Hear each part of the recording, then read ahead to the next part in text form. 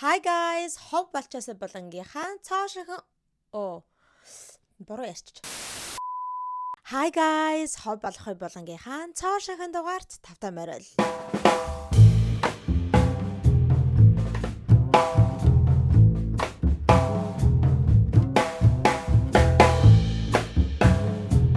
За юу цаан манайхаа ингээд та бүхэнтэйгээ бас нэгэн weekly recap бичлэгээр уулзаж байна. Тэгэхээр өнөөдрийнхөө бичлэг дээр хэдүүлээ өнгөрсөн 7 хоногт social media-гаар ямар сэдвүүд viral болоод ямар зүйлүүдээр хүмүүс ховж өв хийж байваа гэдэг тухай ярилцах болно. За хэдүүлээ яг бичлэг рүүгээ орохоос өмнө та бүхэндээ нэг дуулгах заарч гэх юм уу, мэдээлч гэх юм уу нэг юм байна.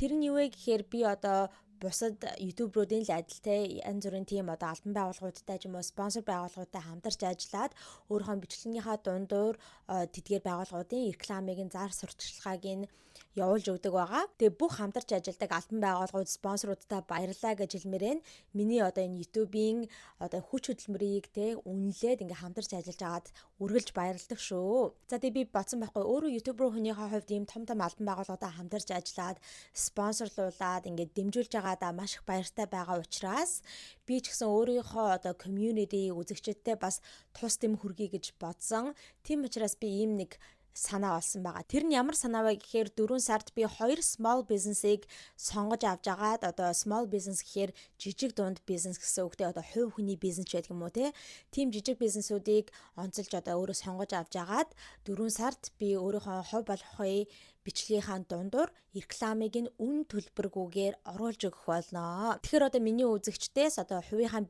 жижиг бизнесийг эрхэлдэг одоо жишээ нь гэртээ хүүхдээ хараа сууж байхдаа ингээ янз бүрийн юм хийдэг ээжүүд ч байгаа юм билүү тиймэрхүү хүмүүс маань энэ доор гарч байгаа миний имэйл рүү холбогдоод өөрийнхөө одоо яг бизнесийнхаа тухай мэдээллүүдийг явуулаарай би одоо ийм хийдэг ч гэдэг юм уу миний одоо зардаг бүтээгдэхүүнүүд ийм ч гэдэг юм уу одоо бүх мэдээллүүдээ явуулаарай. Тэгэд би ирсэн одоо хүсэлтүүдээс хоёрыг нь сонгож шилж авч агаад тэгээд яг 4 сартаа багтаагаад рекламыг нь хийж өгөх болно. Тэгээд би цаашдаа ч гэсэндээ ингээд хаяа иймэрхүү одоо community-тэй өөрийнхөө үзэгчдэд тусах дэм хүргэх иймэрхүү одоо зүйлүүдийг хийж явах болно. Та бүхэндээ талархсан баярлсан сэтгэлээ илэрхийлээд. За ингээд хэдүүлээ одоо шууд бичлэг рүүгээ орцгоё. За эхний мэдээлэл болохоор Kanye West-ийн тухай байна. Kanye West маань улмал солиороод галзуураад явж гин. Тэгээ сошиал медиа дээр өөрийнхөө Twitter дээр бол үнэхээр амар твитнүүдийг энэ 7 хоногт ч гэсэн бичлээ. Тэгээ өнгөрсөн 7 хоног танаас санаж байгаа бол би та бүхэндээ нэг мэдээ хүргэсэн шүү дээ. Kanye West одоо өөрийнхөө охиныг North West-ийг оролцуулаад нэг тийм дэрид зориулсан ч юм уу дэридээ хамтарсан ч юм уу нэг тийм дуу хийсэн гэд За тэгээд тэрнээс нь болоод бөөм болоод Kim Kardashian тэрийг нь олж мэдчихэж тэр дууг нь гаргуулахгүйгээд шүүхтээр ингэж өргөдлөөгөөд бөөм болсон За тэгсэн ч гэсэндээ Kanye West одоо хэдийгээр Kim битгий тэр дууг цацаа гэж шүүхэд бүр ингэж өргөдөл явуулчихсан байсан ч гэсэндээ тэрийг нь харгалзахгүйгээр өөрийнхөө тэр дууг цацчихсан байгаа бүх платформуд дээр цацчихсан албан ёсоор. За тэгээд түүнийхээ дараагаар манайхаа маш их одоо хүмүүсийг доромжилсан, маш их хүмүүсийг одоо тэгэж хүмүүс рүү тэгж дайрч давшилсан тиймэрхүү твитнүүдийг бичсэн байгаа. За одоо эдгээр хүмүүс рүү дайрч давшилсан твитнүүдийнх нь нэг нь юу байсан бэ гэхээр Beyoncé болон Jay-Z хоёрын баг хүүхдүүд рүү ингэж дайрч давшилсан тийм твит байсан. Beyoncé, Jay-Z хоёр ч 3 хүүхэдтэй шүү дээ. Том нь одоо Blue Ivy гэдэг охин байгаа. Тэгээд түүнээс гадна 2 баг ихэр хүүхэдтэй Rumi Carter гэдэг охин нь тэгээд Sir Carter гэдэг одоо хүүн байгаа. За тэгсэн чинь Jay-Z ямар твит бичсэн бэ гэхээр Beyoncé, Jay-Z хоёрын тэр баг хүүхдүүд нь хоёр ихэр хүүхэд нь одоо гэж хэлж байгаа байхгүй юу. Тэгээд уул нь бол одоо үед Америкт гэдэг үгийг битгий хэрэглээ айгу муухай үгээ айгу хүнийг доромжилж байгаа үгээ гэдэг ер нь хүмүүс хэрэглэхийг хориглдог дандаа R word гэж ярьдаг байхгүй юу. Тэгээ тэр үг нь ер нь юуг илэрхийлдэг вэ гэхээр ер нь Down syndrome ч юм уу autism энэ гэсэн тиймэрхүү одоо conditionтэй хүүхдүүд бишээ зүгээр хүмүүсийг хэлдэг үг ер нь үг байхгүй. Гэтэ айгу муухай үг тийм учраас ингээ хүмүүс ер нь хэрэгэлдэггүй. За тэгээд бүр тэгээд хэлчихсэн байгаа байхгүй. Ер нь ингээ тийм жоохон эмгэгтэй нэ тэрэ зүгээр бишээ удаашралттай энэ гэсэн маягтай тэгээд хэлчихсэн байсан. Wait, has anyone ever seen Jay-Z and Beyoncé's younger kids? They're No, like literally. And this is why artificial insemination is such a blessing. Having the children is a choice гэж хэлсэн байгаа хгүй. Тэгээ та нар ингээд Jay-Z, Beyoncé хоёрын баг хүүхдүүдийг нь харж ирсэн үү? Тэд нар ингээд бүгдээр яг тийм удаашралтай байгаа үсттэй. Гингүүтээ ийм тийм болохоор artificial insemination буюу одоо тэр чинь нөгөө нэг байгалийн жамаар одоо тэгэж секс хийж бэлгийн харилцаанд орж жирэмсэн болохыг хэлдэггүй. Kanye, Kim хоёр хэрхэн нөгөө нэг жирэмсэн болсон. Тийм одоо зүйл ахгүй одоо procedure гэх юм уу те. Kim ч нь бол өөрийнхөө эхнийхээ охиныг бол те эхнийхээ хоёр хүүхдийг үлөө ингээд өөрөө төрүүлсэн. Бусдыг нь болохоор surrogate те тэгчхийг ашигласан шүү дээ те. Тэгээ тэгчхийг жирэмсэн болохын тулд хийдэг тэр procedure чинь artificial insemination гэдэг ахгүй одоо эрэгтэй хүний бэлгийн одоо өрөн шингэнийг аваад эмэгтэй хүнийхээ нь одоо юу гэж авдаг үлээ те. Тэгээд нөгөө тэгчх рүүгээ ингэж одоо оруулаад тэгээд одоо тэгчих нь болгож байгаа шүү дээ. Тэгэхээр яг тэгчих тээж байгаа боловч яг л Kanye, Kim хоёрын яг цусны генетикийн хүүхдүүд гэсэн үг шүү дээ. Тэгчихтэй ямар ч холбоогүй гэсэн үг те. Тэгээд тэр procedure-ыг чинь хэлээд байгаа хгүй artificial insemination гэд. Тэгэхээр ингээ хэлж байгаа хгүй Kanye artificial insemination гэдэг чинь бол үнэхээр blessing те үнэхээр сайн одоо зүйлээ те. Харин having children is a choice гэдэг те. Харин иймэрхүү удаашралттай ийм хүүхдүүдийг төрүүлэх нь бол хүмүүсийн эцэг эхчүүдийн өөртөөхөө сонголт байдаг юм а гэсэн утгатай тийм юмыг хэлчихсэн байгаа. Тэгээ бараг л одоо Jay-Z, Beyoncé хоёр бол өөрснөө хүсээд ийм одоо тийм эмгэгтэй хүүхдүүдийг гаргасан төрүүлсэн гэж бараг хэлэх гээд байгаа юм шиг тийм одоо амар tweet-ийг бичсэн байгаа байхгүй юу. За тэгээд удалгүй энэ хүү tweet-ээ устгасан байгаа. Гэхдээ дахиад бас нэг өөр tweet бичэнгүү те. Би Beyoncé, Jay-Z хоёрын хүүхдүүдийн тухай хэлсэн тэрхүү tweet-ээ устгасан нь би сайн хүн болохлээрээ тэгэж одоо устгаж байгаа үйлдэл бишээ. Зүгээр миний Twitter аккаунт бан хийгдэх дээрээ тулчсан байгаа. Тэгээд одоо бүр устгагдах дээрээ тулчсан байгаа болохоор би ингээд тэр tweet-ээ take down хийсэн маа. Тэрнээс шууд би ерөөсөө сайн хүн болохоор тэгэж ягаагүй шүү гэд тиймэрхүү зүйлийг хэлсэн маа. За үүний дараагаар бас нэг шинэ мэдээлэл гарч ирсэн юу вэ гэхээр Beyoncé, Jay-Z хоёр одоо Kanye-гийн tweet-ийг нь харсан байгаа шүү дээ ойлгомжтой.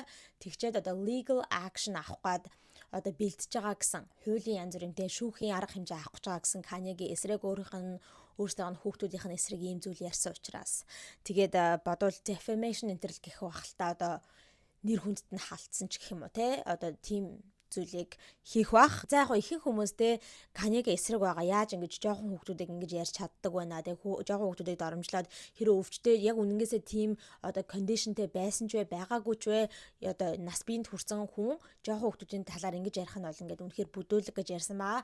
Зарим хүмүүс болохоор Kanye л хэлж байгаа болохлээс биш үнэн үг штэ гэх тэгээд байгаа байхгүй юу. Та нар одоо ингээ Beyoncé, Jay-Z хоёрын жоохон хүүхдүүдийг нь харж ирсэн нь баг харагддаггүй.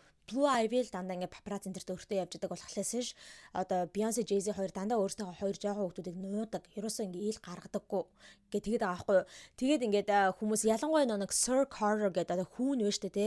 Хүүн баг ерөөсөө харагддаггүй байхгүй юу. Ерөөсөө ингээд social media дээр энэ дээрээ харагддаггүй. Тэнгүүд хүмүүс яагаад гэвэл яг тийм Down syndromeтэй autism энтертэй болохоор ингээд тэрийг нь нуугаад байгаамаа гэд хүмүүс тэгж ярьж байгаа. За тэгээд Kanye-гийн дараагийн attack хийсэн хүмүүс хэн бэ гэхээр Kim Kardashian болон Kardashian-ы гэр бүлийнхэн байгаа. The Kardashians are sex workers and they sex traffic all of the black children they strategically produce гэж хэлсэн байгаа байхгүй юу.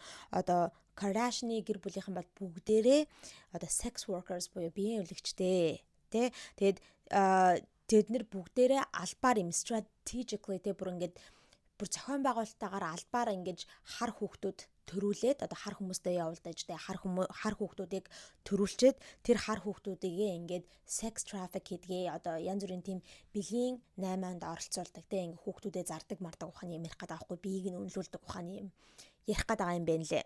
За тэгэнгүүтээ дахиад нэг юу tweet бичсэн байгаа. Тэр нь болохоор Kim Kardashian is a sex trafficker гэсэн байхгүй. Kim Kardashian бол хүний наймаа хийдгээ. Тэгээ бэлгийн наймаа хийдэг. I don't like that Twix has my daughter in her video dressing all grown.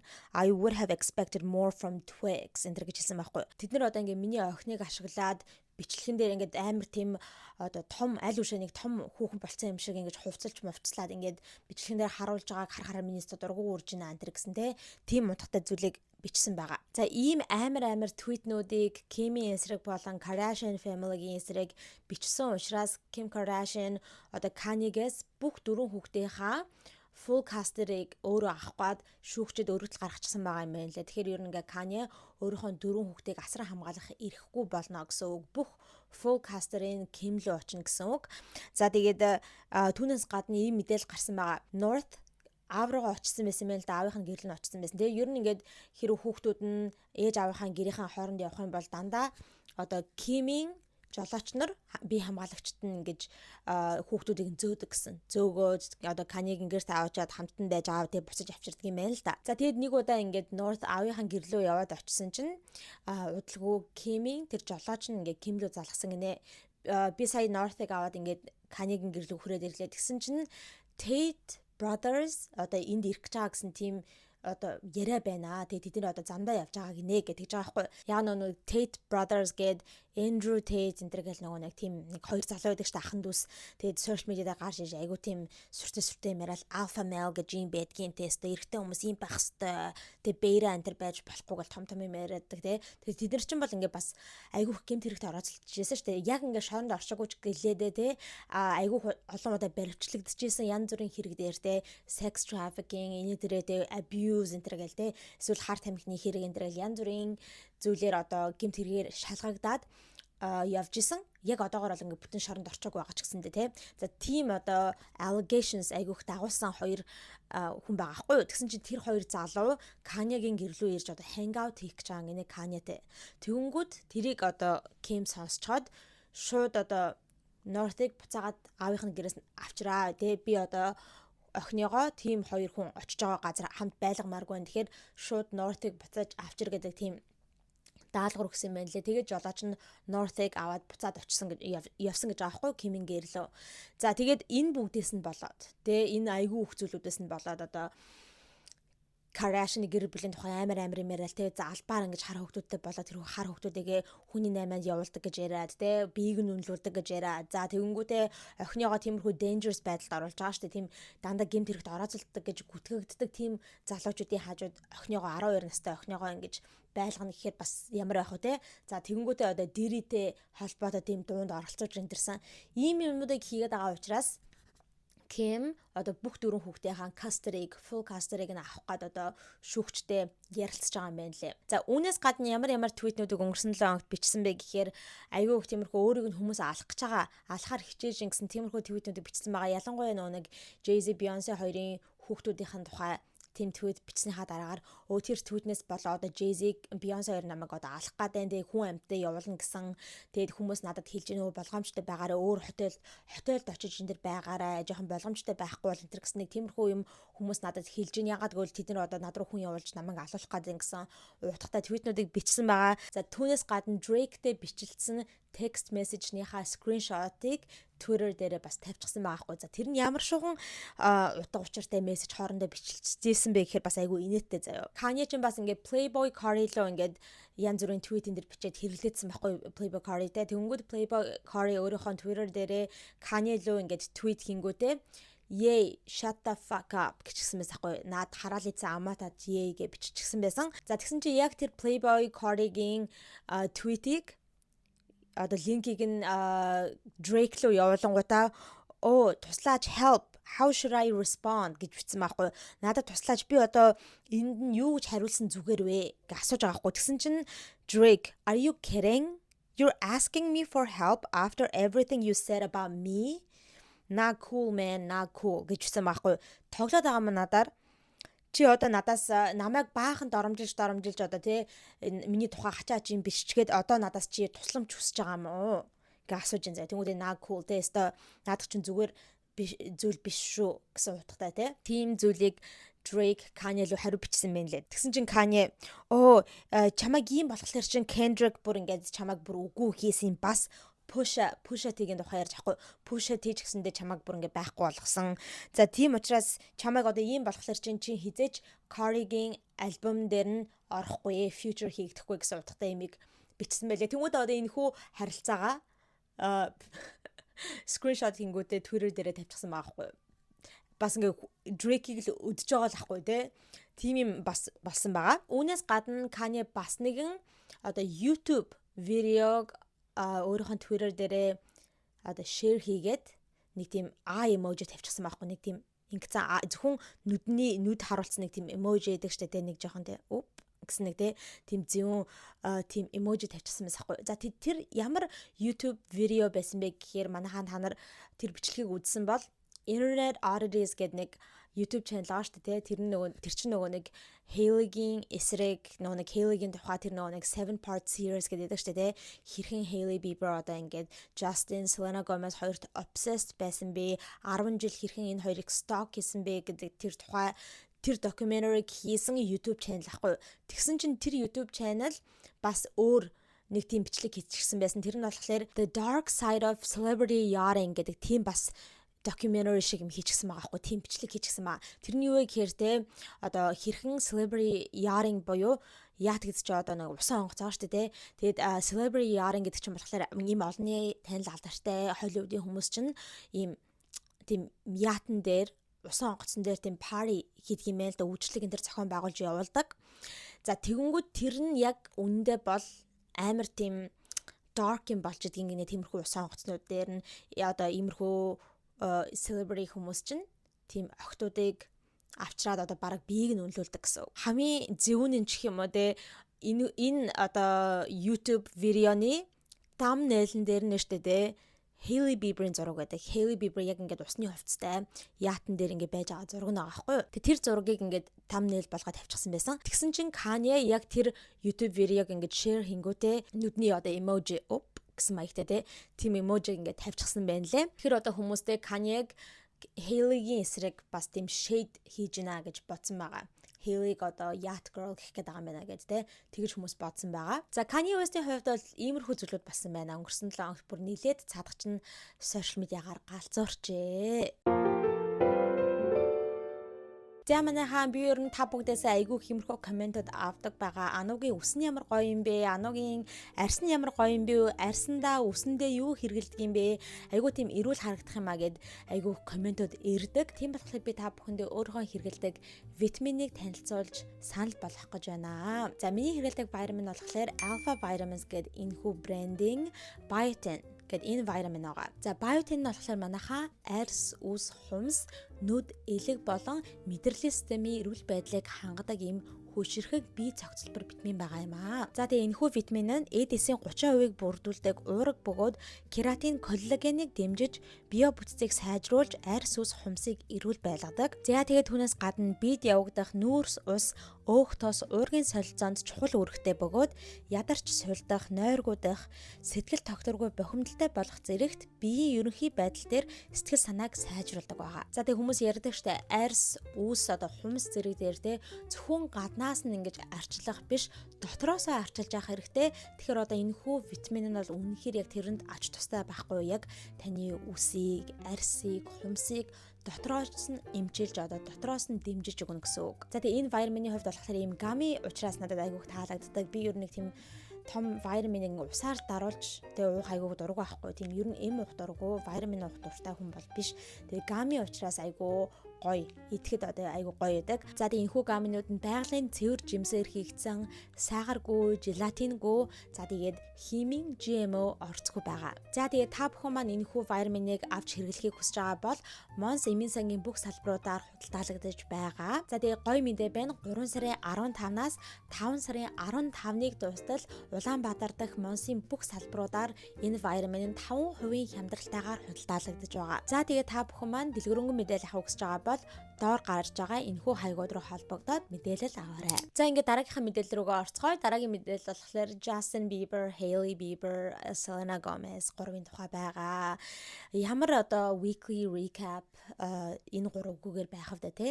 Байж болохгүй штэ. За ер нь бол өнгөрсөн 7 хоногт үнэхээр сошиал медиагаар их яригдчихсэн зүйлэл Kanye West-ийн галзуурал болон энэ гурвын нөгөө хайрын гурвалжин дөрвөлжин байгаа. Окей. Энэ сэдвүүд л бол үнэхээр газар авсан байгаа. За энэ гурвын хувь дээр ярих одоо эхний мэдээлэл юу вэ гэхээр нөгөө нэг TikToker эмэгтэй байж тээ Courtney гээд Hailey өөрийнх нь нэг бичлэгэн дээр ингээд лайк дарсан гэдэг яриадсан те. Тэр эмэгтэй чинь өнгөрсөн 7 хоногт өөрийнхөө тэр нэг Hailey Bieber миний одоо Selena Gomez-ыг shade хийжсэн постн дээр видеон дээр лайк дарчихсан байна гэсэн тэр original видеого устгачихсан байсан өөрийнхөө одоо TikTok-ноос алга болгочихсан байсан. За тэгэнгүүт хүмүүс юу гэж бодож ирсэн бэ гэхээр те энэ Courtney гэдэг эмэгтэй чинь угаасаа худлаа ярьжсэн болоод ингээд устгачихсан юм байна тий. Одоо өөр баригдаад эхлэхээр ингээд одоо эсвэл Hailey-гийн багийнхнаа тий ингээд тим нь ингээд холбогдоод одоо сүрдүүлж мөрдүүлсэн болохоор ингээд айгаад устгацсан юм байна гэж бодож исэн. За тэгсэн чинь Courtney гэх тэр эмэгтэй чинь дахиад гарч ирээд өөрийнхөө TikTok дээр билүү Instagram дээр илүү нэг бичлэг хийгээд харуулсан. Өөрийнхөө TikTok аккаунт харуулж байгаа байхгүй. Харуулгангуудаа би тэр бичлэгийг устгаагүй. Тэр бичлэг чинь TikTok тэр бичлэгийг ингээд take down хийчихсэн гинэ. TikTok-оос ингээд community guideline буюу те манай TikTok-ийн одоо дүрм журмыг зөрчсөн байна гэд тэр бичлэгийг нь take down хийгдчихсэн байсан. Тэгээд харуулж байгаа байхгүй. Тэгээд угаасаа үнэн байлаа. Тэрэн дээр нь яг тэр бичлэг ингээ байхгүй болчихсон. Тэнгүүтээ яг тэр бичлэгийнх нь урталт нь community guideline violation гэж биччихсэн байгаа байхгүй. Тэгэхээр өөрөө устгаагүй юм байна лээ. Тэр TikTok-оос ингээд take down хийчихсэн. За тэгээд энэ эмэгтэй ингэж ил болгосны дараагаар хүмүүс бол те oh my god Hailey TikTok руу холбогдоод ингээд тэгээд энэ бичлэгийг нь take down хийлгүүлчихсэн байна гэж бодсон байгаа. Тэгээд энэ бол байж болно. Манайха ягаад вэ гэхээр штэ те ялангуяа ягаад нэг Америкт TikTok бэн хийгдээд нэг 24 цаг болоод 24 цаг ч штэ нэг 12 цаг болоод ингээд бусаад хөрөөд ирсэн штэ те тэрнээс хойш хүмүүс ер нь яриад байгаа. TikTok өмнөшгөө байгаа болчихжээ. Иймэрхүү celebrity од хүмүүс ингээд TikTok руу очиод те ингээд ийм хүн миний тухай ийм ярьж тэр бичлэгийг тэгж take down хийгээд үг энэ төр гэж хэлдэг болчихсон. Тэгээ бүр тэр нь амар ил толд болчихсон гэж хүмүүс яриад байгаа байхгүй. Одоо жишээ нь нэг Blake Lively, Ryan Reynolds хоёр штэ те бүр айгүй олон тийм TikTok-руудын бичлэгийг нь устгуулсан. TikTok-тай холбогдоод түүнээс гадна бүр зарим одоо тийм TikTok-руудын gossip pop culture ярддаг TikTok-руудын бүр ингээд аккаунтыг нь бэн хийлгүүлээд дахиж хизээж TikTok аккаунттай байлгаж болохооргүй болгочихсон байсан. Blake Lively and Ryan Reynolds have successfully gotten a video I posted last night taken down. More specifically, they got it banned in the United States because that's where they have their connections with TikTok US. Тэгэхээр одоо ингээд иймэрхүү celebrity хүмүүс TikTok-тай холбогдоод ингээд хүмүүсийн бичлэгийг устгуулах ч юм уу тиймэрхүү юмнууд бол зөндөө гардаг болсон байлээ. Тэг ямар ч гэсэн энэ нэмэгтэй бол би өөрөө устгаагүй гэдгийг ингээд нотолж харуулсан байгаа. За түүнээс гадна Courtney гэдэг нэмэгтэй Pop Faction гэдэг нэг тийм Instagram аккаунт гэдэг аахгүй бас нэлээд том аккаунт. Тэр аккаунт болохоор бас л иймэрхүү pop culture зүйлүүдийг ярьдаг тийм аккаунт байгаа. Тэр аккаунт дээр энэ Courtney гэдэг эмэгтэй лайв хамт хийгээд ярилцлаганд орсон байлээ. Ярилцлаганд ороод одоо яг энэ Hailey-гийн тухай энэ төр те хэрхэн өөрийнх нь бичлэгнээр нь лайк дарсан энэ төр тухай ярьсан байлээ. Тэгээ тэрэн дээрээ тэр лайв дээр хэлж байхдаа болохоор ч дахиад ерөөсө буушгүй байхгүй. Ингээд би ерөөсө худлаа яриаггүй. Hailey үнэхээр миний бичлэгийг одоо те бичлэгэн дээр ингээд лайк дарсан бол үнэн. Pop Faction гэх тэр аккаунтных нь одоо мэдээлэгч нь гэх юм уу те сурвалжлагч нь асууж байгаа байхгүй нэмэгтэйгээс. Тэг чи ингээ айхгүй байна уу хэрүү ингээд Hailey Bieber хурж ирээд чамааг одоо шүүхтнэ гэд тэгэхээр одоо чи айхгүй байна уу гэж асуусан байхгүй. Тэгсэн чинь би ерөөсөө айхгүй ягаад гэвэл би үннийг хэлж байгаа юм чинь би үннийг хэлсэн одоо ерөөсөө худлаа яриаггүй учраас Hailey-г бол хизээч намайг одоо шүүхтэж чадна гэж бодохгүй байна. Хэрв шүүхтсэн байлаа ч гэсэндээ би ерөөсөө айгаад ах юм алга ягаад гэх юм бол надад баталгаа нь байна. Би тэр шүүхтэр очиод ингээ харуулах миний баталгаа скриншотууд байна. Скриншотод хүмүүс одоо тэ итгэхгүй байгаа бол би TikTok руу очиод subpoena хийгээд TikTok-ийн статистикийг авчих боломжтой гэж аахгүй. Одоо TikTok чинь бүх хүмүүсийн одоо TikTok ашигладаг бүх хүмүүсийн data-нууд нь байгаа шүү дээ. Одоо энэ аккаунтн дээр ийм лайк хийсэн байна, ийм яасан байна ч гэдэм юм те.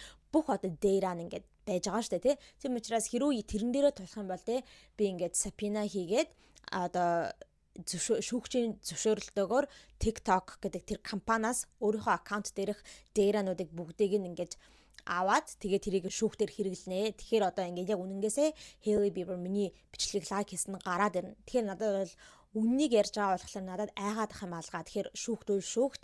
Гэхдээ Hailey бол хизээч намайг шүүхтэж чадна гэж би бодохгүй байна. Ягаад гэвэл би үннийг хэлсэн учраас гэдэг тийм юм яг Courtney гэдэг нэмэгтэй ярьсан байгаа. Also, I want to ask you one more thing, right? What would you do if Hailey sued you? I don't think she will, but if she does, then I can subpoena TikTok for the truth. And Then right, you're gonna have to prove that you were actually faking those screenshots. Right, exactly. And which I wasn't. So if she sues me and we go to court, then I go to TikTok and I ask them for the records of the historical likes and they give it and they show that I was telling the truth. It's pretty much just that. За үүнээс гадна Haley-гийн тухай гарч ирсэн мэдээлэл юу вэ гэх юм бол өнгөрсөн 7 хоногт нөгөө нэг 7-part series гэл бөө юм болсон шүү дээ. Тэгээ одоо ч гэсэндээ л бөө юм болоод viral болол явж байгаа. За тэр бүгдээс болоод Haley шүүхт хандах гэж байгаа гэдгийг мэдгдсэн байгаа. Өөрөө яг мэддэг өөрийнх нь representative те одоо төлөөлөгч нар нь ингээд хэвлэл мэдээллийнхэнд тийм одоо мэдээлэл өгсөн байна лээ. Legal action авах гэж байгаа. Тэгээ ямар шоогон байдлаар хэрхэн ямар заалтаар ч юм уу те шүүхэд өгч болохыг одоо ингээд судлаад явж байгаа гэдгсэн. Одоо яг тэр нэг 7-part series-нээс болоод байгаа байхгүй юу. За тэгээд Haley бүр ингээд Cardi B төлөөлж исэн нэг өмгөөлөгчтэй холбогдоод ингээ уулзалт хийсэн гэсэн одоо хэрхэн ямар шуухан одоо legal action авч болох вэ, ямар заалтаар шүүхэд өгч болох вэ гэдгийг одоо судлаад тэр эмэгтэй өмгөөлөгчтэй уулзаад явж исэн гэсэн. Тэр өмгөөлөгч болохоор Cardi B-г нэг YouTuber-ийн эсрэг хийжсэн лоосуудын дээр ингэж өөрийгөө төлөөлж исэн байхгүй юу. Нэг хэдэн жил нэлээд жил өмнө штэ Cardi B-г дөнгөж одоо нэг айгүйх алдартай болоо гарч ирж байхад нэг YouTuber эмэгтэй Cardi-гийн эсрэг амар их тиймэрхүү юмнууд яриадсан шүү дээ. Ингээл баг бүх бичлэг нэгэ Cardi-гийн эсрэг заяа ингээд гэхдээ хамгийн гол нь ингээд дандаа худлаа юмнууд ингээ ямар ч тийм баталгаагүй өөрөө баг Cardi B-г мэддэг байсан, таньдаг байсан амьдрал дээр нь одоо од болохоос өмнө те таньдаг байсан ухааны юм ингэж ярьж тэгээ дандаа тиймэрхүү буруу ташаа мэдээллүүдийг хүргэдэг байсан. За тэгээд бүр ингээд хизээч зогсохгүй ингээд Cardi B бүр ингээд cease and desist явуулаад өөрийн тухай битгий яар гээл тиймэрхүү бүр юм явуулаад тахад ерөөсөө зогсохгүй бүр яриалцдаг чи тэгдэг байсан биз дээ ингэдэг байсан биз дээ би чамайг зөв мэдэн энэ төр гээл те тиймэрхүү юм ингээд бүр зогсохгүй хийгээдсэн болохоор Cardi B тэр YouTuber-ыг одоо шүүхэд аваачсан байгаа. Лоосууд хийсэн байгаа. Тэгээд тэр лоосуудын дээр өөрөө Cardi B ялсан штэ. За тэгээд тэр үед нь тэр лоосуудын дээр нь Cardi B-г төлөөлж исэн тэр өмгөөлөгчтэй Hailey Bieber очиж уулзсан юм байна лээ. За энэхүү мэдээллийг сонсчоод хүмүүс ихэнх одоо интернет дээр хүмүүс юу гэж ярьж байгаа вэ гэхээр Hailey Bieber энэ тал дээр ямар ч тийм одоо legal action авах боломжгүй гэж ярьж байгаа хгүй.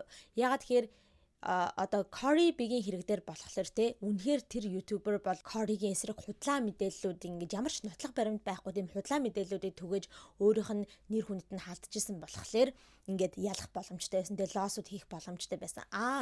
Hailey-гийн хэрэг дээр болохоор энэхүү 7-part series гэдэг тэр documentary шүү дээ. Тэр documentary дээр гаргасан тэр бүх бичлэгүүд нь зургууд нь бүгдээрээ интернет дээр хэдэн 10 жил байсаар байгаа хүмүүсийн мэддэг одоо зургнууд бичлэгнүүд ямар ч Photoshop-ын дээр хийгдээгүй тэгж яхад ийм яг тэ интернет дээр олон жил байсан ийм зураг бичлэгийг яаж одоо ингэж тэ худлаа гэж нотлох юм бэ тэгж нотолж чадахгүй учраас ингээд Hailey бол энэ тал дээр ямар ч тийм legal action авах боломжгүй гэж тийм юм ингээ хүмүүс ярьж байгаа. Тэг ямар ч гэсэн ингээ Hailey болохоор одоо өөрөө legal action авах уу байх уу гэж тэ ингээд янз бүрийн арга одоо чаргыг хайгаад өмгөөлөгч нартай уулзаад явж байгаа юм байна лээ. За тэгээ үүнээс гадна Hailey Justin хоёр хоёулаа одоо айгүй их бас өнгөрсөн 7 хоногт энэхүү интернетээр яваад байгаа бүх зүйлүүдээ эсрэгч гэх юм уу те тэрэнд баг хариулж байгаа ч юм уу те тиймэрхүү айгүйх тийм сторинуудыг өөрсдөө social media дээр хийж байсан яг л нэг хариу өгöd байгаа юм шиг те тиймэрхүү сторинуудыг айгүйх хийсэн байгаа. За одоо тэрнийхэн жишээ нь гэх юм бол Hailey нэг тийм quote шиг юм ингээд тавьчихсан байсан байхгүй өөрийнхөө story дээр тэрэн дээр нь болохоор ийм бичигдчихсэн байсан. People take the information they're fed and they draw a picture of who you are. Most of the time it's wrong гэсэн байхгүй. Энэ болохоор юу гэж байна гэхээр ихэнхдээ хүмүүс ингээд зүгээр л ингээ өөрөө сонссон харсан зүйлүүдээ тийм мэдээллүүдээ харчаад тэнгүүтээ яг чиний тухай ингээд өөрсдийнхөө санал бодлыг одоо ингээд би болгочдөг тий яг чамайг тийм хүн баха гэж бодоод ингээд ийм өөрсдийнхөө үзэл бодлыг би болгочдөг. Ихэнхдээ бол тэр чинь буруу байдгаа тий тэр хүмүүсийн бодож чиний тухай хинбэ гэж бодож олсон тэрхүү өөрсдийнхөө мэдээлэл нь бол буруу мэдээлэл байдгаа гэсэн тийм утгатай зүйлийг Hailey тавьсан байгаа. Тавьчаад тун удгүй бас устгасан байгаа байхгүй юу. Гэхдээ хүмүүс бол энийг бол угаасаа ойлгомжтой тэрхүү нэг интернетээр болоод байгаа тий тэр нэг 7-part series энэ гэдгийнх нь эсрэг одоо хариу өгж байгаа зүйл гэж бодсон. За тэгээд Justin бас нэг story хийсэн байгаа. Тэр нь юу гэсэн бэ гэхээр if they aren't talking shit, you must not be going brazy enough гэсэн байгаа байхгүй юу. За тэр нь юу гэсэн үг вэ гэхээр хэрэв хүмүүс чамайг муулахгүй байгаа бол чи одоо өөрөө амьдрал дээрээ тэг галзуу байж чадахгүй байна л гэсэн үгээ гэсэн тийм утгатай байгаа байхгүй юу. Одоо brazy гэдэг чинь бол crazy гэдэг үг гэдэг шүү дээ, галзуу солиотой гэсэн үг те. За тэрнтэй адилхан үг, зүгээр одоо C-ийг өөрчлөөд бий болгоцсон байхгүй, одоо нэг тийм slang маягаар хэрэглэгддэг гэсэн үг. Ер нь л гэхдээ crazy гэсэн үг те. Тэгэхээр амьдралдаа тийм солиотой бүр ингэ тэг галзуу амьдрч чадахгүй байгаа л гэсэн үг. Хэрэг хүмүүс чамайг муулахгүй байгаа л гэсэн. Тэг тийм утгатай байгаа. За, тийм зүйлийг хийсэн байгаа. Түүнээс гадна манайхаа өнгөрсөн 7 хоногт Justin Hailey хоёрыг албаар ингээд Selena Gomez-ийг дуурайгаад troll хийгээд байна гэдэг тийм зүйлийг аяга хүмүүс ярьж эхэлсэн ба. Яг бол өөрсдийнх нь одоо story дээрээ тавьж байгаа зүйлүүдээс нь болдог байхгүй юу? Өнгөрсөн 7 хоногт Justin Hailey хоёр ингээд найзуудтайгаа Disneyland дээр байгаа нь харагдчихсэн. Disney явсан байгаа байхгүй юу? За, тэгсэн чинь хүмүүс ингээл oh my god энэ хоёр болохоор ингээд Selena Gomez-ыг дуурайгаад ингэж бодсон байгаа. Яг тэгвэл 2-7 хоногийн өмнө Selena Gomez, Benny Blanco хоёр Disney дээр явж байгаа нь харагдсан. Тэгээ тэр нь болохоор өөртөөхөө альбомыг одоо нэг альбомныхаа press зориулаад ингээд Disney явсан байгаа байхгүй юу? За тэгээд яагаад одоо ингээд энэ хоёрыг харьцуулаад эднэрийг ингээд харьцуулаад өстө Selena Gomez, Benny Blanco хоёр Disney явсан болохоор Hailey Justin хоёр явж байна. Дуурайгаад ингэж яриад байгаа вэ гэхээр шүү дээ. Угаасаа ер нь хин л бол хин Disneyland руу явж болно шүү дээ. Тий. Заавал ингээд тэр хоёрыг дуурайгаад явж байгаа гэсэн үг бол биш. Гэхдээ хүмүүс яагаад энэ narrative-ыг гаргаж ирээд заавал тэр хоёрыг дуурайсан байна гэж яриад байгаа вэ гэхээр тэр тавигдсан зургнууд нь гэх юм уу те. Яг Disneyland дээр байхад одоо Hailey юуны Mickey Mouse-ийн одоо ear байдаг штэ тэ чихэн Mickey Mouse-ны чихтэй тийм абруу шигнүүд байдаг штэ тэ тийм headband-нууд тийм зүйлийг одоо Hailey зүүчихсэн байхгүй. Гэхдээ тэр нь болохоор яг Selena Gomez-ийн Disney дээр байхдаа зүүсэн headband-тэй бүр яг ижил бүр яг copy and paste зэ бүр яг адилхан нэг байхгүй, адилхан хувилбар нь.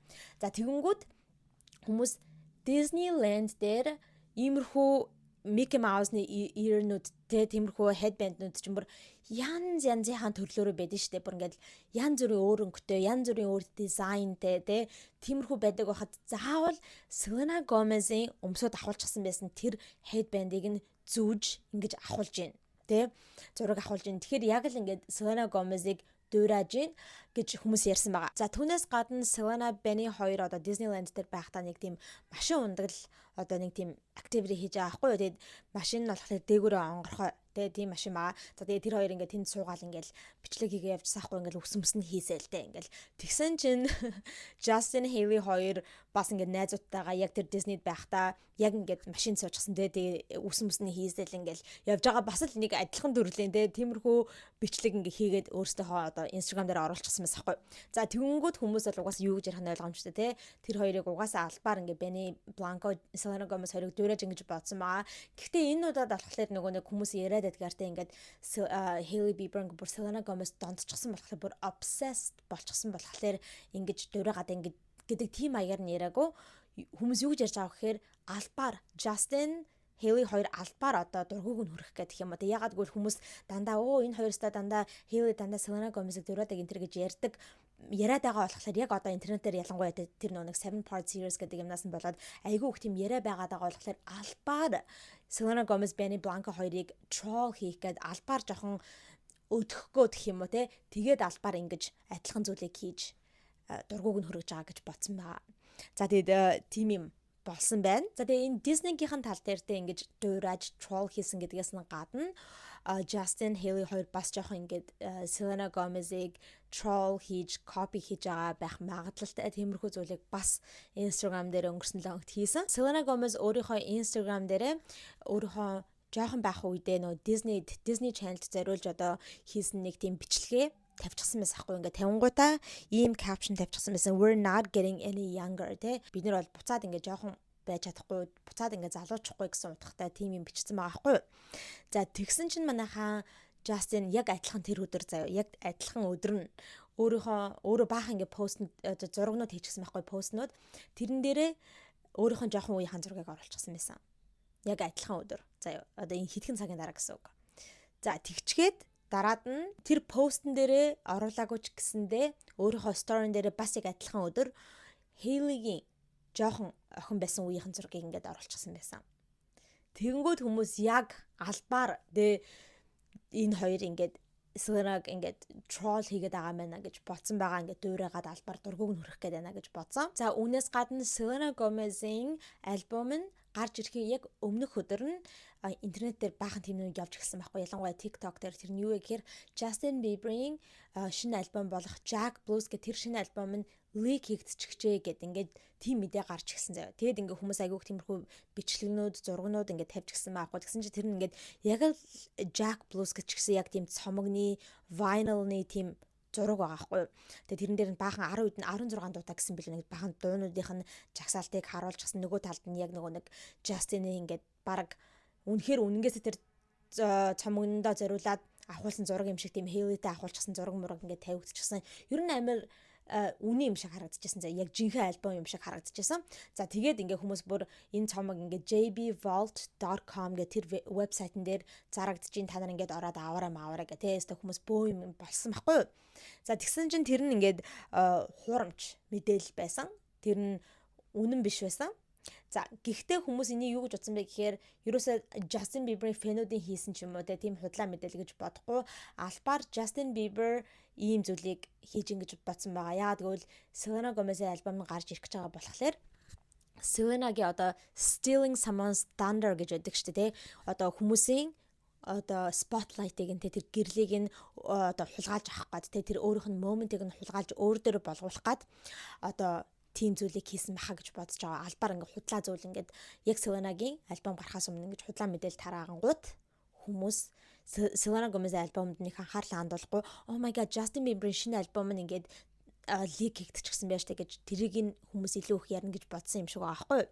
За тийм мэдээлэл гарсан байгаа. Хүмүүс болохоор ингээд Justin-ыг л албаар ийм зүйл хийсэн гэж бодоод байгаа. Бас л Selena-г одоо troll хийх гэж юм уу те. За тэгээд Selena Gomez-ийн яг энэ альбом цацагдчихад одоо хүмүүс айгүйх тэр нэг миний өмнөх бичлэгтэр хийсэн 3 дуу байж тээ Selena Gomez-ийн шинэ 3 дуу нь одоо энэ хоёрт зориулагдсан байхаа гэж ярьжсэн те. Тэр тухайн хүмүүс айгүйх яриад ирсний дараагаар Justin Bieber Instagram дээр Hailey Bieber-ийн бүр 2019 онд тийм 2019 онд ингэж Instagram дээр тавьжсэн нэг постных нь caption айгүй урт caption байсан байхгүй. Тэр caption-ыг нь одоо өөрийнхөө Instagram дээр тавингуудаа ингээ биччихсэн байсан. Still relevant boo гэд нэг тийм ийм зураг эможи энэ тавьчихсан байсан байхгүй юу. Hailey-гийн 2019 оныхон тэр пост нь ямар утга учиртай caption, ямар утга учиртай пост байсан бэ гэхээр ер нь нэг тийм те self confidence тэ өөртөө итгэлтэй байх тийм энэ гэсэн ер нь нэг тийм mental health энтерний тухай байхгүй одоо өөрийгөө хүн хайрлаж байх тэ ингээ өөртөө ингээ хүн итгэлтэй байх ингээ өөрийгөө бусад хүмүүстэй харьцуулахгүй байх одоо өөрөө хэрхэн heal хийх үү grow хийх үү энэ гэсэн нэг тиймэрхүү утга учиртай тийм пост байсан. Тэгсэн чинь тэрийг ингээ тавингуудаа still relevant boo гэдэг одоо баг тэр одоо ярьж байгаа юм дэмжээд те одоо ч гэсэн айгу чухал одоо мэдээлэл шүү гэсэн утгатай те тиймэрхүү caption тавиад ингээд story хийчихсэн байхгүй юу. За тэнгүүд хүмүүс юу гэж бодсон бэ гэхээр шүү дээ. Justin бол хизээж энэ юуг тавиагүй.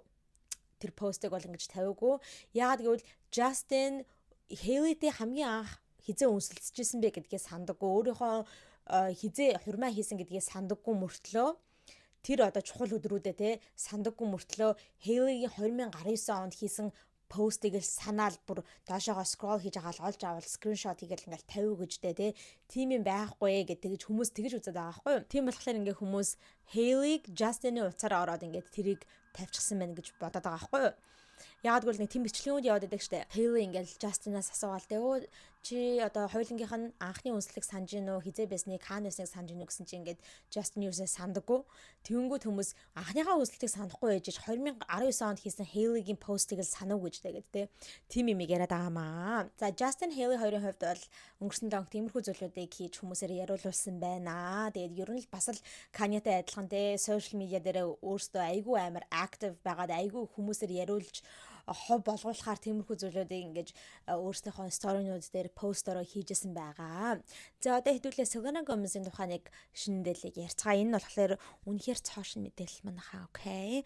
Юу гэхээр би та нартаа хэдхэн хоногийн өмнө те одоо Selena Gomez-ийн шинэ альбом цацагдсны дараагаар нэг 3 дуугийн тодотгож те Hailey, Justin Bieber хоёрт хандаж хийсэн байж магадгүй гэсэн тийм 3 дууг нь би нэг бүрчлэн орчуулж тайлбарлаж өгсөн байгаа. За тэгсэн чинь өчигдөр Selena Gomez өөрийнхөө вебсайтн дээрээ яг тэр шинэ альбомдоо зориулсан тийм narrated version гэдэг тийм альбомаа бас ингэж давхар цацсан байгаа. Тэр нь болохоор яг л өөрийнхөө тэр саяны шиг гаргасан альбом байна шүү дээ. I Said I Love You First гэд тэр альбомныхаа бүх дуунуудыг нэг бүрчлэн өөрөө narrate хийж тайлбарлсан тийм одоо recordingтэй тийм тусдаа одоо version гаргасан байгаа байхгүй юу. За тэгээд би та нартаа зориулаад би тэрийг нь худалдаж авсан байгаа. Би ер нь бол хүмүүсийн дуучдын цомог момыг худалдаж аваад идэггүй. Би тэр хүмүүсийг ойлгодгүй. Гэтэ тэр хүмүүс бол үнэхээр лулаа ногоон фэн байх л та. Би бол нэг тэгдэггүй учраас ерөөсө хүмүүсийн дуучдын цомог момыг нь худалдаж авдаггүй. Яагтгүй стриминг платформуудын Apple Music, Spotify би өөрөө мөнгө төлөөд тэ subscription хийгээд тийм стриминг чаналуудаар ингээд сонсож байгаа хөгжмнүүд сонсож байгаа юм чинь ягаад би давхар те цомог худалдаж авч мөнгө өрөх хэрэгтэй гэж боддог байхгүй. Тийм учраас би ерөөсөө тэгж хүн амтны цомог момгийг нь бол худалдаж аваад байдаггүй. Гэхдээ манайхаа энэхүү хувилбар нь одоо энэ narrate хийсэн энэхүү version одоо иймэрхүү стриминг платформуд дээр байхгүй, зөвхөн яг худалдаж авахар байгаа болохоор би та нартаа зориулаад та нартаа одоо яг энэ хов живийг хүргэх гээд худалдаж авсан байгаа. Гэтэ тийм үнэтэй байгаагүй $5 л байсан. Айгүй хямдхан зарж исэн. За тэгээд би худалдаж аваад сонссон байгаа манайхаа. Тэгсэн чинь нөгөө нэг дуунууд байна штэ. Миний яг тайлбарлсан 3 дуу байна штэ тий. Тэр 3-ыг би албаар ингээд яг сонсохыг хүссэн байхгүй юу. Ягаад гэвэл өөрөө яг тайлбарлсан байхгүй юу. Одоо энэ дуу ямар утга учиртай дуу вэ? Ягаад би энэ дууг хийх болсон бэ гэдэг тухайгаа ингээд ярьж байгаа. За тэгсэн чинь яг нөгөө нэг Hailey зориулсан байж магадгүй гэд хүмүүс яриадсан тэр дуу штэ Don't Take It Personally гэдэг тий. Тэр дууг би очиод сонслоо. Тэр narrate хийж байгааг нь сонсохгүй тэр тайлбарыг нь сонслоо. Тэгсэн чинь манайхаа Selena-гийн хэлснээр болохоор энэ дээр яригдж байгаа тэр одоо үгнүүд тий тэр дууны үгнүүд би одоо ямар нэгэн хүнд хэлж байгаа биш. Энэ бүх үгнүүд нэг хүнээс надад хэлсэн үг гинэ. She was on the receiving end. Одоо тэр үгнүүд өөрт нь хэлэгдсэн гэсэн үг. Тэгээ яг өөрт нь хэн тэгж хэлснийг бол хэлээгүй. Зүгээр one person нэг хүн гэж хэлж байхгүй. Нэг хүн ингээд надад энэ бүх үгнүүдийг надад хэлж исэн юм аа. Надад одоо хэлээд те don't take it personally те чамд бол ингээд хайртай биш ээ. Одоо надад хайртай энэ гэсэн тэр үгнүүдийг бүгдээр ингээд надад хүн хэлсэн юм аа гэж тэрийг ингэж тайлбарлсан байгаа манайхаа. Тэгэнгүүт хүмүүс угаасаа ойлгомжтой тэр нэг хүн гэдэг байгаа нь болохоор Hailey Bieber гэж бодож байгаа. Hailey Bieber л энэ үгнүүдийг Selena Gomez хандаж хэлсэн мэн яг Justin-тэй нийлчгээд гэж бодож байгаа байхгүй юу.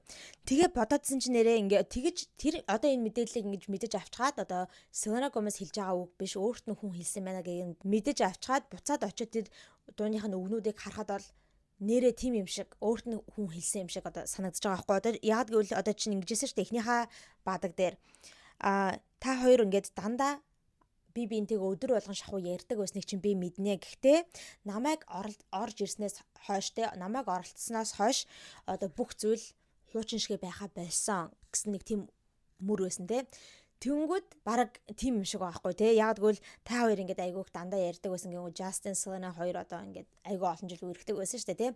Тэгж жагаад өдөр болгон тэгж ярьдаг байж жагаад намайг гарч ирсэн цагаас хойш одоо та хоёрын чи харилцаа одоо хуучин шигэ байха болсон гэд те.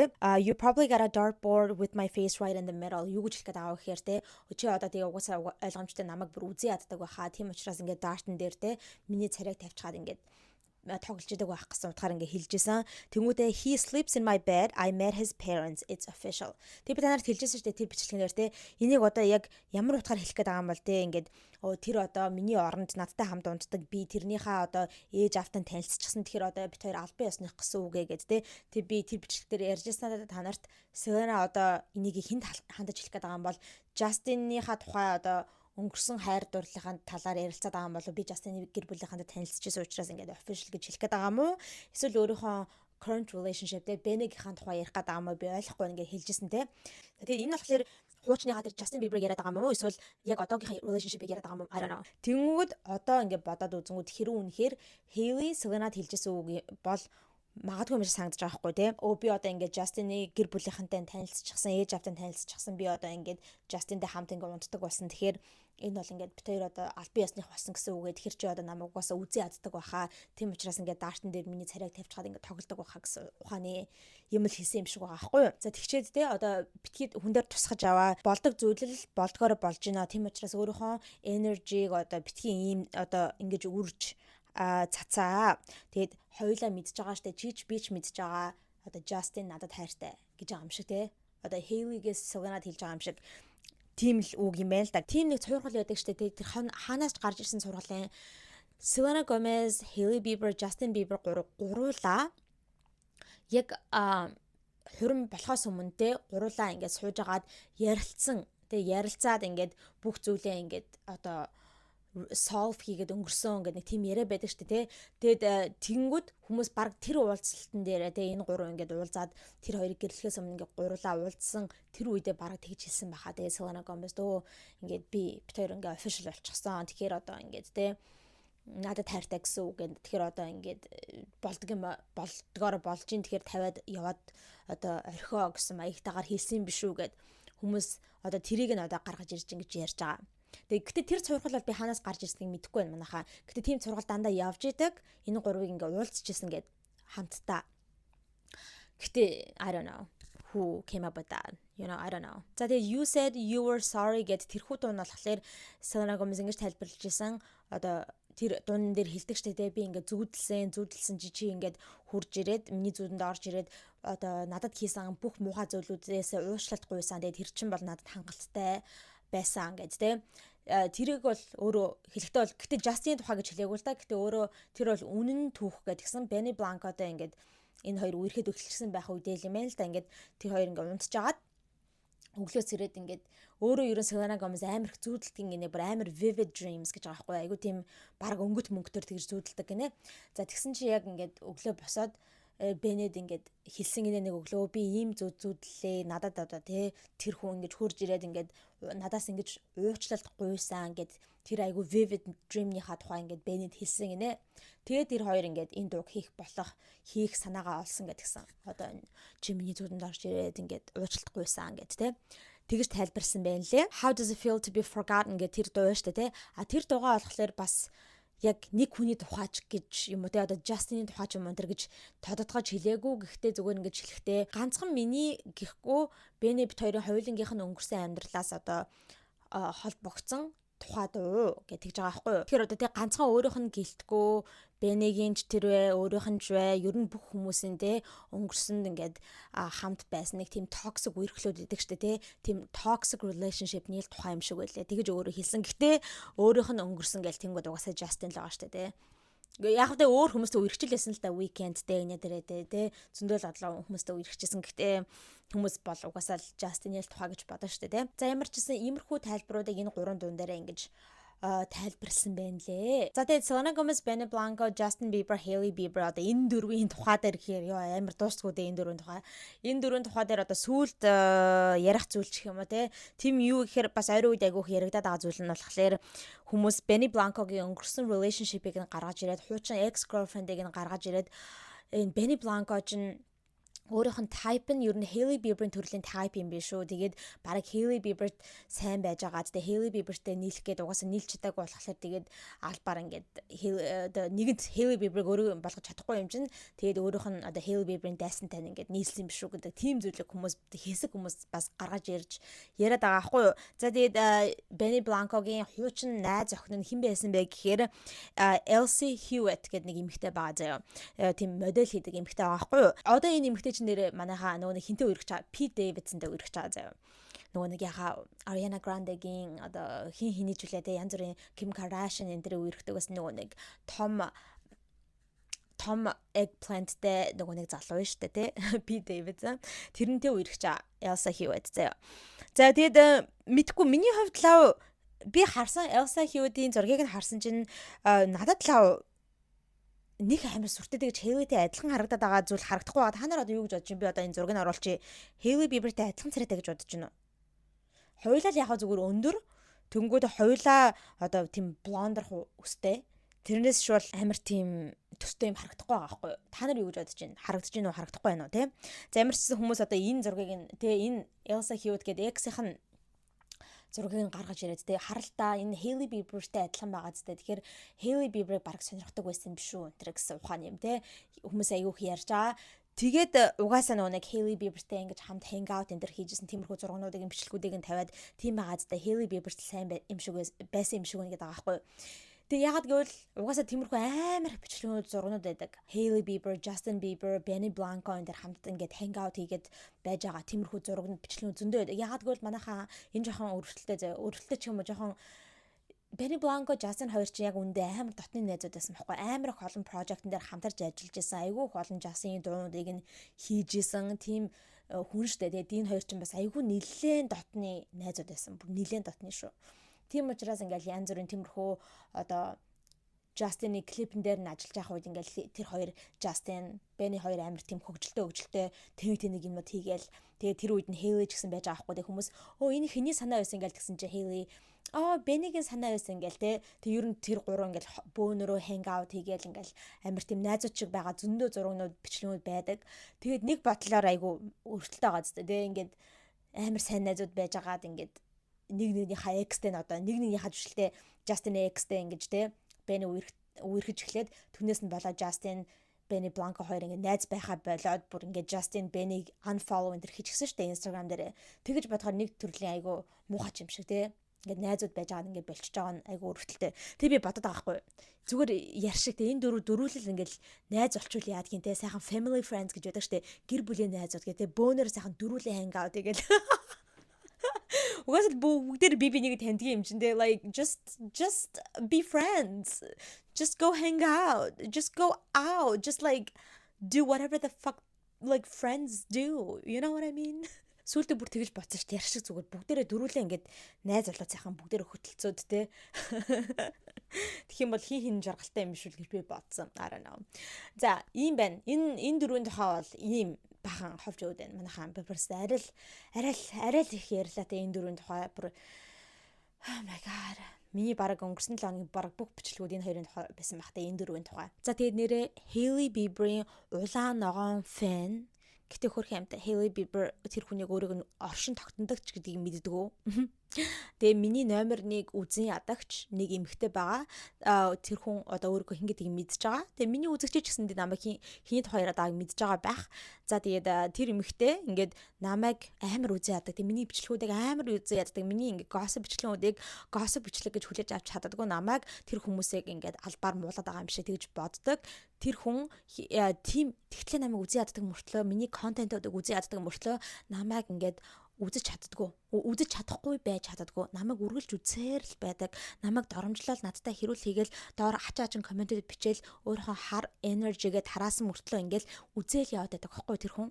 Тэгэхээр тэр хүн тандаж хэлэхэд хин минь чи сайхан үзээд яваарэ те миний бүх бичлэгүүдийг сайхан контентуудыг үзээд яваарэ гэхдээ чи одоо коммент бичиж чадахгүй яагаад гэвэл би чамайг өөрийнхөө чаналаасаа блок хийчихсэн. Тэгэхээр чи миний бичлэгүүдийг харж болно үзэж болно. Гэхдээ чи коммент бичиж чадахгүй. Чиний бичсэн комментууд чинь миний чанал дээр надад ч харагдахгүй, өөр ямар ч хүмүүст харагдахгүй. Өөр ямар ч үзэгчдэд харагдахгүй. Зөвхөн өөрт чинь харагдана. Окей. Тэгэхээр сайхан миний бичлэгүүдийг үзээд obsessed болоод өөртөө комментэн дээр хэрэлдээд тэгээд явж байгаарай, окей? And stay miserable. Oops. Яна чи нэр англи хэл мэдэхгүй лөө. Гялс хэрвч чадах бол Google Translate руу ороод stay miserable гэд хайгаад ямар утгатайг нь олж мэдээрэй, окей? Bye. За манайхаа сүүлийн мэдээлэл байна. Сүүлийн мэдээлэл. За тэр нь юу вэ гэхээр Snow White киноны тухай байгаа. Disney-гийн Snow White гэдэг одоо live action шинэ кино гарсан байгаа шүү дээ. Өнгөрсөн 7 хоногт нээлттэй хийсэн байгаа. Тэгээ энэ кино бараг хийгдэж байгаа үедээ ч хил ам дагуулсан. Гарахаасаа өмнө ч маш их хил ам дагуулсан. Гараад ч хил ам дагуулж гин. Одоо энэ бол үнэхээр бүтэхгүй кино манайхаа. Үнэхээр битгэхгүй кино заяа. Disney ч одоо ер нь дандаа тиймэрхүү project-нууд хийгээд явж байгаа шүү дээ. Өөрсдөө classic тиймэрхүү бүх кинонуудаа дээр үеийн кинонуудыг одоо хүүхэлдэйн кинонуудыг те live action болгож те жинхэнэ амьдрал дээр одоо жинхэнэ хүмүүсээр ингэж тоглуулж шинэ кинонууд хийгээ яваад байгаа те. Тэгээд үнсгэлжин аль үшээ гарчихсан, Beauty and the Beast аль үшээ гарчихсан, Mulan гарчихсан те, Little Mermaid те бяцхан лусын дагин гарчихсан. Ер нь баг ихэнх одоо классик кинонд нь live action болчихсон шүү дээ тий. Одоо Lion King хүртэл байна тий. Тэгмүүдээ Aladdin энэ төр. За тэгээд энэ удаагийнх нь болохоор нэг Snow White байсан. Snow White цасан цагаан тий. Цасан цагааныг одоо live action болгож гаргасан байгаа. Гэхдээ энэ кино нь бол үнэхээр ингээд амар хэл ам дагуулсан хамгийн гол одоо хэл ам дагуулжсэн зүйл нь юу байсан бэ гэхээр одоо яг гол дүрийнх нь жүжигчин байгаа. Цасан цагааны одоо дүрт тоглож байгаа эмэгтэй болох Rachel Zegler гэдэг жүжигчин байгаа. Энэ эмэгтэй чинь болохоор ер нь кинонд анх ингээл тоглож эхэлчихэд те ингээд янз бүрийн ярьцлага өгөөд байж ахта энэ чинь 2 жилийн өмнө болж исэн зүйл шүү дээ. Ингээл хэвлэл мэдээлэл ярьцлага өгөхдөө дандаа цасан цагааныг доош нь хийсэн те. Тэр Snow White гэдэг оригинал classic movie-гээ киногоо дандаа доромжилсан доош нь хийсэн те. Өстө 1938 онд гарч исэн бүр тийм дээр үеийн кино. Угаасаа тий харахад л дээр үеийн гэдэг нь харагддаг. Айгу тийм буруу үзэл бодолтой нэг цасан цагаан гэхээр л ингээл нэг хайр дурлалын тухай ингээд мөрөөдөд ингээд эрэгтэй хүнээр сейф хийлгүүлэх гээд те эрэгтэй хүнээр одоо ханхуугаар ингээд авруулах гад ингээд хүлээгээд сууж идэг. Миний дүр бол те энэ удаагийн бидний гаргаж байгаа энэ шинэ кино болохоор ерөөсөө тийм биш те. Би бол те одоо миний хийж байгаа цасан цагааны дүр болохоор ерөөсөө тэгж эрэгтэй хүнээр авруулад байхааргүй те эрэгтэй хүнийг мөрөөдөөд ингээ хайрлаад сууж явах тийм төрлийн цасан цагаан биш. Би бол ингээд те өстө өөрийнхөө хүч чадлыг мэдэрсэн тийм цасан цагаан энэ гэснэг тиймэрхүү юм яриа л те. Тэгээ дандаа нэг яг нөгөө оригинал классик хүмүүсийн хайртай тий 1930 хэдэн оноос гарсан цагаас хойш хүмүүсээр ингэж дэлхийд даяар хүмүүсээр хайрлуулж байгаа тэр түүхийг доромжилж доош нь хийсэн тиймэрхүү айгуух зүйлүүдийг хэвлэл мэдээлэлээр яриадсан болохоор өмнөхөр хүмүүс таалагдаагүй тий. За тэгээд түүнээс гадна нэг тийм юу яасан маа штэ нэг зураг лик хийгдсэн байгаа тэр фильм сетнийх нь үеэр зураг авалтынх нь үеэр тэгсэн чинь 7 нөгөө нэг одоо өгдөг штэ тий. Тэгсэн чинь 7 одоогийнхаа дөрүүдэд ганцхан одоо хүн тоглосон бусад 6 нь бүгдээрээ зүгээр ингээд нормал одоо хүмүүс байгаа байхгүй одоо хүмүүс биш зүгээр хүмүүс байгаа байхгүй өндөр хүмүүс. Тэгээ зарим нь болохоор ингээ хар хүмүүс зарим нь болохоор эмэгтэй хүмүүнж явж байгаа шиг тий. Тэгээд хүмүүс тэрийг харчаад энэ арай 7 одоо ч юм биш үсттэй гэд айгүй уур хүмүүсээ уур хүрсэн. 7 одоо гэхээр одоо л байх хэвээр тий. 7 одоо жүжигчдэг олоо тоглоулаа чи зөндөө л олон одоо жүжигчд байгаа штэ тий. Тэднийг тоглоулахгүй ингээд тэр хүмүүсээс ингээ ажлыг нь булааж авчин гэсэн үг тий. Зүгээр normal actor-уудыг ингэж cast хийж байгаа. Тэгээд түүнээс бас айгүй их тэгэж backlash авч исэн. За тэгэл энэ Rachel Zegler гэдэг эмэгтэй чинь үүнээс гадна зөндөө олон тиймэрхүү political зүйлүүд айгүй ярьдаг байсан штэ тий. Израилийн нөгөө нэг Хамас гэлтэй нөгөө нэг Палестины хооронд тэр political issue дээр айгүй их тэгэж vocal байгаа л өөрөө нөө Палестиныг дэмжиж тэгэл Израиль хүмүүсийг айгүйх доромжилсан энэ төр юм хүм хилээд тиймэрхүү твит энэ төр бичээдсэн. Тэгээ түүнээс бас айгүй их ингээ өөрөө backlash авч исэн. За тэгээд сүүлд нөгөө нэг Трампыг ерөнхийлөгч болсноос хойш бас ингээд өөрийнхөө Twitter дээр гарч ирээд амар юм бичсэн мэсээс та Donald Trump-ыг дэмждэг хүмүүс баг бүгдээрээ тэнэг мэнэг гэсэнтэй айгүйх тэгэж доромжилсан юм хийсэн байсан. Энэ бүгдээс нь болоод тэг хүмүүс дандаа backlash хийнгүүд гарч ирэл уучлалт гуйдаг. Намайг уучлаарай би буруу юм хэлжээ дээ. Би тэгэж доромжлох хэрэггүй ээж гэх юм уу. Дандаа тэгэж ярьдаг. Тэгсэн ч гэсэндээ аль үшээ ер нь энэ нэмэгтэй өөрийгөө хинбэ гэдгийг харуулсан штэ. Тийм учраас ингээд айгүй хүмүүс үзэгчд бүр энэ Snow White-ыг гарч ирэхээс өмнө те энэ нэмэгтэйгээ солихгүй бол бид нар одоо энэ киног үзэхгүй гэлтэй бөө юм болж исэн. За тэгээд одоо сая энэ өнгөрсөн 7 хоногт энэ кино гарч ирсэн байгаа. Үнэхээр гарч ирэхээс өмнө л одоо хүмүүс энэ киног ерөөсөө үзэхгүй гэж ярьж байсан.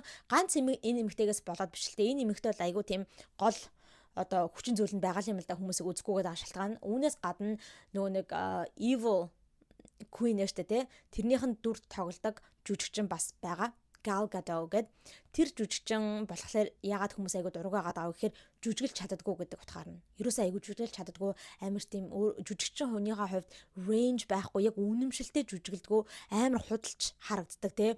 Тэгээ айгуу тийм хилж байгаа үгнүүд нь яг нэг киноныхаа үеэр амар тийм cringy гэсэндээ cringe хүрмээр тийм өмнөөс нь ичмээр тиймэрхүү маягаар жүжиглдэг учраас хүмүүс айгуу их одоо шоолоод тэгээд хүмүүс үзэхгүйгээд байгаа байхгүй юу. Тэгээд энэ нэмэгтэй ч нөгөө нэг Wonder Woman-ы дүр тоглож исэн. Тэгээд одоо Murder Mystery жилүүтэй нэг тийм кино байдаг штэ. Ямар нэртэй кино лээ? Murder Island ч юм. Тэгэхгүй би нэрийг нь олоод оруулчих. Тэр киноноор хүртэл ингээд тоглож байхдаа хүртэл ингээд enough champagne to fill the Nile гэл ер нь хэлж мэлж байгаа айгуу тийм хурамч харагддаг. Тэгээ тэр мөрнөөс нь болоод хүмүүс ингээд тэгээ ийм амар муу жүжигчнийг ийм том төсөлд оруулж тоглоулаад ахтай явахтай гэд. Тэгээ хүмүүс тэрнээс нь болоод бас үзэхгүйгээд бөө юм болж исэн. Enough champagne to fill the Nile. Kalel, no.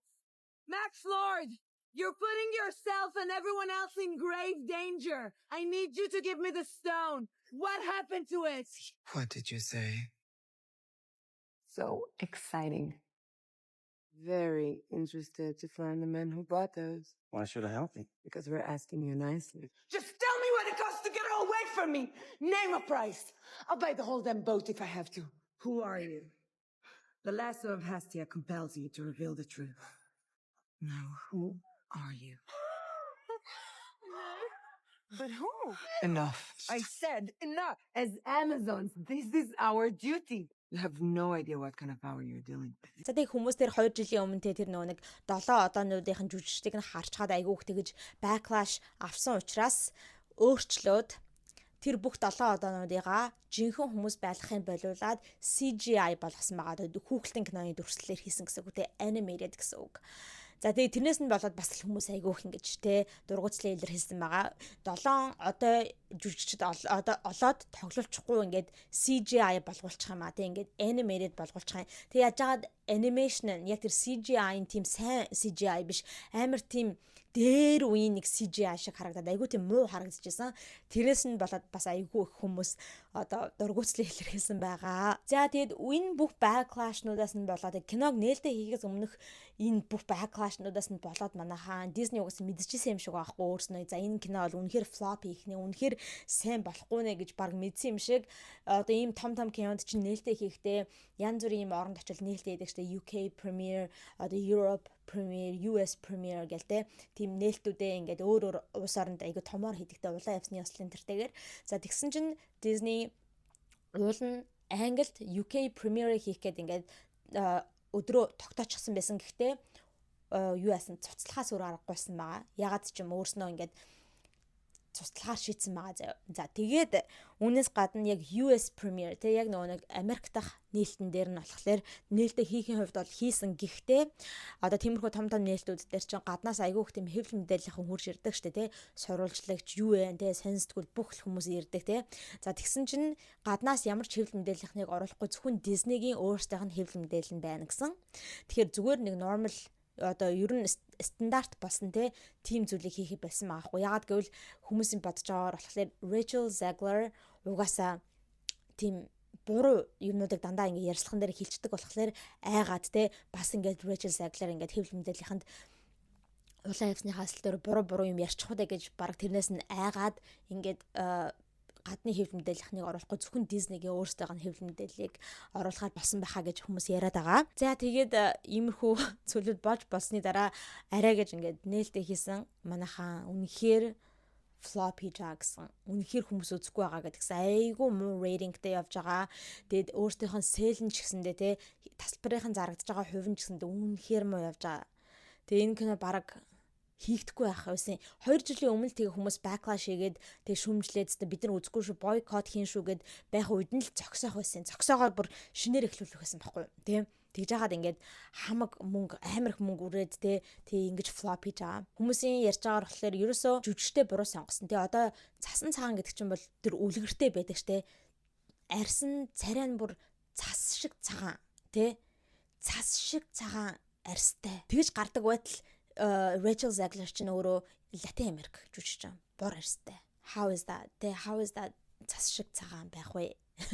Тэгээ бас нөгөө нэг Evil Queen Gal Gadot гэдэг айгу муу жүжигчин тоглолцсон. Тэрний оронд Angelina Jolie тоглолцохгүй ягаа вэ? Angelina Jolie ч нөгөө нэг Maleficent гэдэг тэр киноны нөгөө нэг Maleficent-ийн дүр ямар амар тоглолдог үлээ тэгээ тийм мундаг жүжигчин тоглолцохгүй юм сонин жүжигчин тоглолцсон гэдэг. Тэгээ тэр одоонууд нэ. За тэгээ түүнээс гадна манайхаа бас баахан яг тэр оригинал түүхийгээ үлгэрийгээ амар өөрчилсөн байна гэж байгаа байхгүй юу. Ингээд айгүй өөрчилсөн.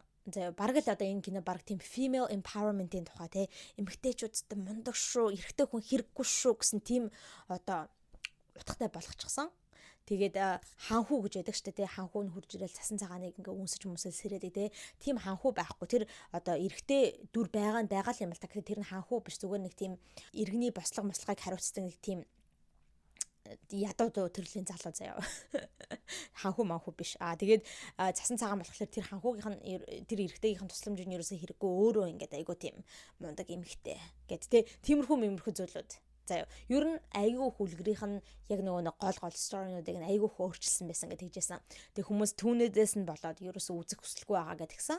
За ямар ч гэсэн одоо үнэхээр амар флоп хийгээд явж байгаа. За манайхаа өнгөрсөн 7 хоногт бол сошиал медиагаар иймэрхүү сэдвүүд давамгайлж ховж болоод явж илаа. Тэгээд та бүхэнд энэ сэдвүүд бүгдээрээ таалагдсан байх гэж найдаж байна. Хэрэг бичлэг таалагдсан бол лайк дараарай. Одоо энэ сэдвүүд дээр бүгдээрэн дээр нь та нар маань юу гэж бодож ин гэдгээ сэтгэлдээ бичүүлдээгээрэй. За ингээд channel дээр subscribe дарж амжаагүй байгаа бол subscribe дараарай. За ингээд миний Instagram account right here. Instagram-ыг нь бас дагаарай. За ингээд дараагийнхаа хоболонгаараа цоо шинхэн бичлэгтэйгээ уулзалтлаа. Түр баяртай.